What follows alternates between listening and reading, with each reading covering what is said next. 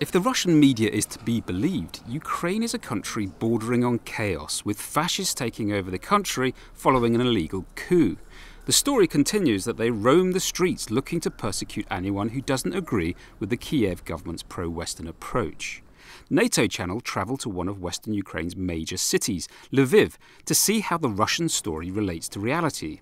We chose the city not just because of its high percentage of Ukrainian speakers, but also due to its links with the wartime partisan Stepan Bandera, who lived and was educated in the city. Russian media often refers to Bandera followers as fascists.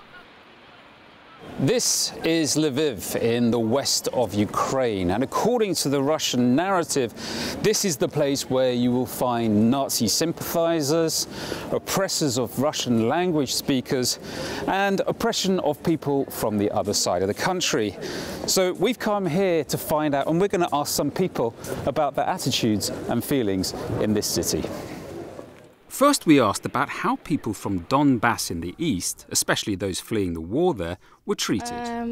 In our house lived some families from east, from Donbass and Lugansk, and they live in our home for a couple of months, and yes, I know them pretty good.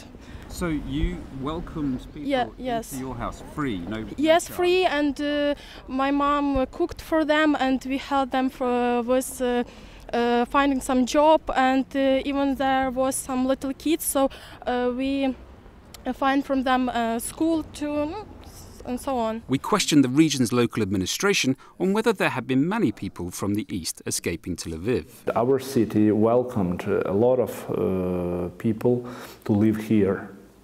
Insofar as I know, we have more than 8,000 displaced people in Lviv region. This fact break and ruin the myth about the western part of Ukraine, that here lives Nazi, fascists and other bad people. We heard many other stories of people voluntarily welcoming people from the conflict area of Donbass.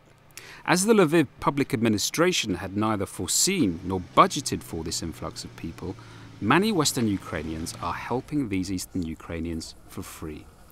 But isn't it a problem that these new arrivals are nearly all Russian speakers? I'm from Lviv. I've been born in Borislav, it's a Lviv region, and I'm speaking 4 languages: Russian, Ukrainian, English, Polish, and I'm studying Spanish. And we have no problem here with any language. But surely there is still some right-wing support if the Russian narrative is to have any link to reality. The facts point to the opposite. Right-wing parties were the big losers in Ukraine's October elections. For example, the rightist Svoboda party lost 31 of its previous 37 parliamentary seats. What we've seen here in Lviv is that help has been offered to people from the east, which ranges from free accommodation to free food to help looking for new jobs. And the indication is that this goes well beyond the call of duty. Indeed, it's easy to say that all the indications here are that Ukraine today is a more, not less, united country. In a future episode, NATO channel will look at ways Ukraine is responding to Russia's information war and meet the people who are debunking Kremlin propaganda.